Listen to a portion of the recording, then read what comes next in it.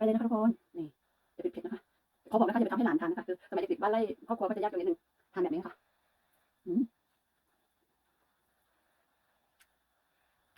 ใส่ไข่เยอะ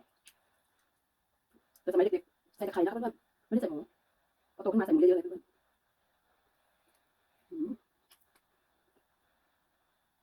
เพื่อนๆก็มีข้าวเหนียวทานอร่อยเมนูสมัยเด็ก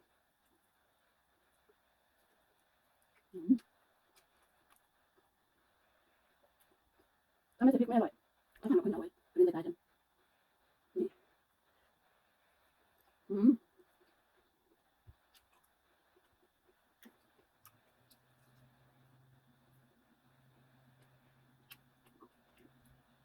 ไข่เยอะๆเลยไข่เยอะๆเนื้อเยอะ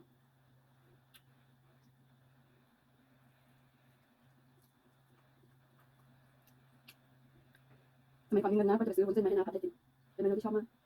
เป็นเมนูคนจน